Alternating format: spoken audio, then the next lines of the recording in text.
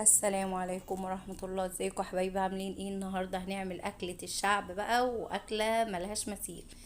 هنعمل مع بعض الكشري. بسم الله الرحمن الرحيم. نبدأ مع بعض وما تنسوناش في اللايك. أول حاجة أنا معايا الحمص نقعاه طبعا من الصبح، قعدته مثلا بتاع ساعتين عقبال ما اجي اعمل الاكل. نقعته في شويه ميه سخنين. دلوقتي كده علقته على النار، حطيت له كزبره ناشفه، ملح، كمون، فصين توم، وحطيت كمان طماطمايه متقطعه بس انا نسيت اقول يعني اصورها. ده كده خلاص. الحمص علقت عليه، وكمان على العدس.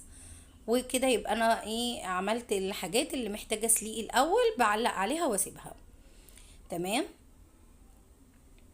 امسك بقى البصل اقطعه عشان البصل يطلع مقرمش ويفضل معاكي، حتى لو شلتيه في التلاجة يفضل مقرمش معاكي. لازم يكون يتقطع رفيع قوي، وما تحطلوش ملح. انا بحط حبة دقيق وبس على كده، ويكون على زيت بقى يكون سخن.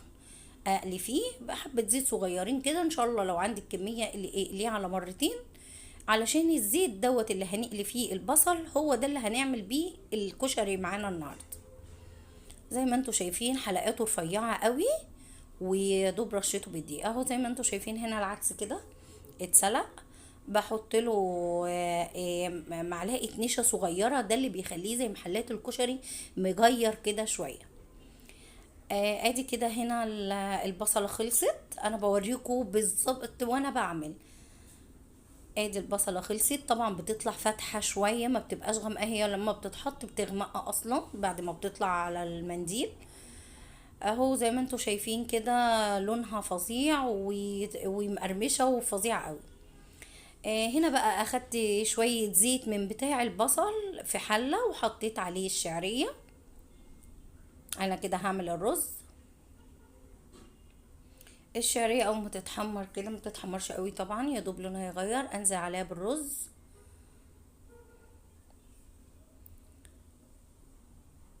احط الملح بقى،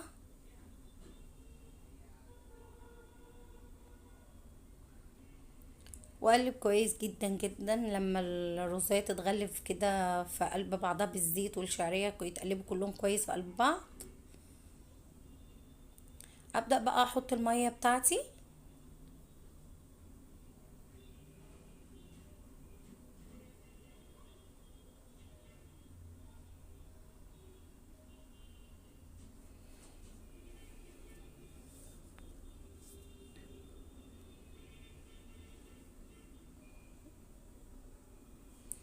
اول بقى ما بحط الميه، بحط الميه طبعا زي اي رز عادي خالص، ما بزودهاش، عادي يعني، واسيبها على النار. اجي هنا بقى في حله تاني اعمل الصلصه. اخدت برضو شويه زيت من بتاع قلية البصل، واحط فيه معلقه توم محترمه كبيره كده.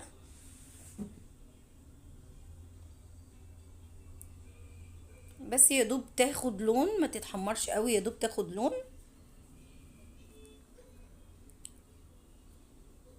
زي ما انتوا شايفين كده.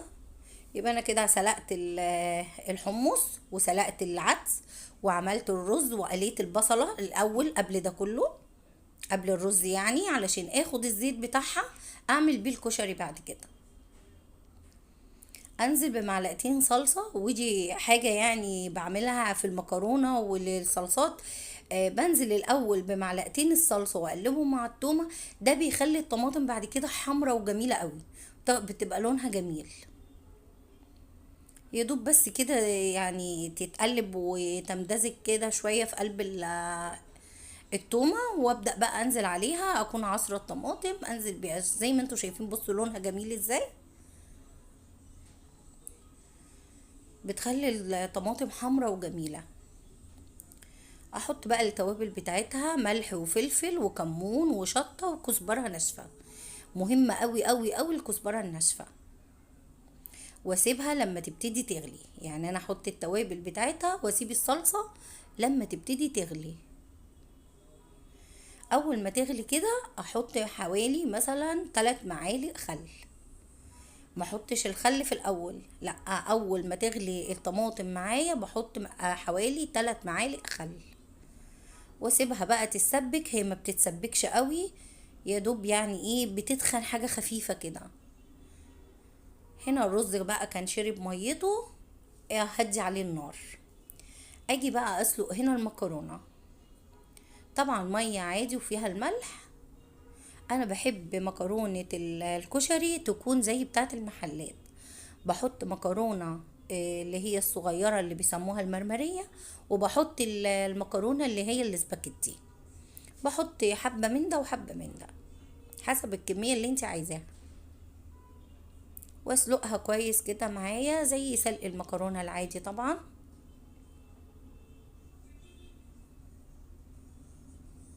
هنا بعد ما المكرونة اتسلقت انا صفيتها من المية وشطفتها، وجيت بقى في الحلة اللي سلقت فيها المكرونة اخد برضو حبة زيت من بتاع القلي، اقلب فيهم المكرونة، وارش المكرونة بشوية فلفل اسود صغيرين.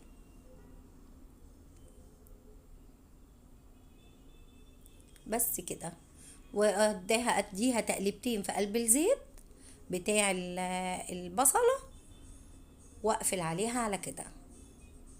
وبكده يبقى انا خلصت ايه الكشري خالص، وبقى تمام التمام. ابدا بقى هنا برضو العدس الحمص خلص، ابدا بقى اعمل الدقه. اخدت كبشه من الصلصه اللي انا عملتها بتاعه الكشري، وحطيت عليها معلقه توم، وحطيت عليها معلقه فلفل احمر اللي هي الهريسه انا عاملاها وشايلاها عندي، واحط فلفل اسود، واحط شطه، واحط برضو حبة كزبرة ناشفة، وحبة كمون. دي الكزبرة واللي قبلها كان الكمون. تمام. وابدأ بقى ده الملح بتاعها. منساش في الاول انا اخدت حبة صلصة من اللي انا عاملاهم، واحط الخل، واديها بقى عصرة ليمونة حلوة كده محترمة. تمام. ودي الدقة الحمراء. انا بقى ممكن اعمل دقة شطة، بس انا بحب الدقة دي. هنا عبيتها في الازازه، وحطيت لها شويه زيت برضو من بتاع البصله، وعبيتها على كده. نيجي بقى للدقه التانية. دي برضو حبه توم وكزبره ناشفه وكمون. تمام. ونحط الملح بتاعنا حسب الكميه برضو.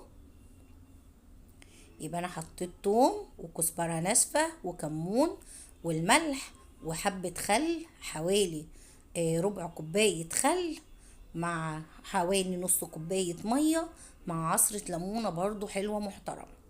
تمام. ودي الدقه اللي هي الدقه البيضه دي، الميه دي. نيجي بقى اعمل دقه تاني اللي هي الطماطم. حطيت حبه توم، وحطيت فلفل احمر، وكنت مقطعه الطماطم معايا مكعبات، وقرن فلفل حامي.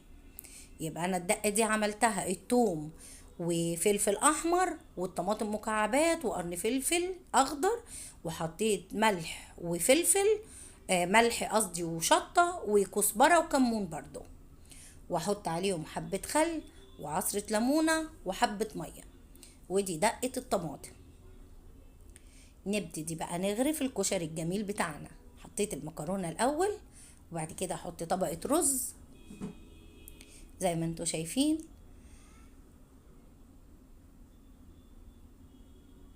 والله الكشري امره سهل وبسيط جدا، وامشوا معايا واحده واحده بالترتيب كده، وبيطلع احلى من بتاع المحلات 100 مره. كده حطينا المكرونه وبعد كده الرز. ابدا بقى اساوي الطبق بتاعي كده وهندمه واخليه شكله محترم كده وجميل، وانزل بباقي المكونات. تاني حاجه بحطها على طول بعد الرز هو العدس. العدس زي ما قلنا بخليه زي بتاع المحلات، اجيره كده شويه بمعلقه نشا.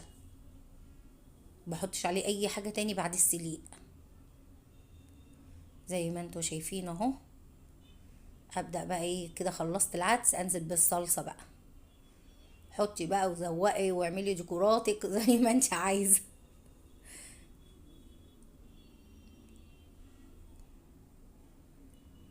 ادي الصلصه، ريحتها فظيعه اصلا.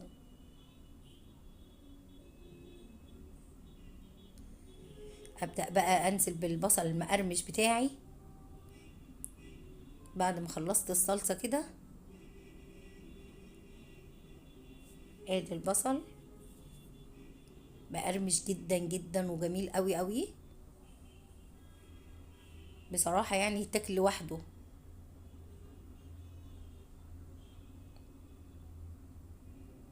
شوفي مقرمش ازاي اهو، شوفي بيتكسر ازاي.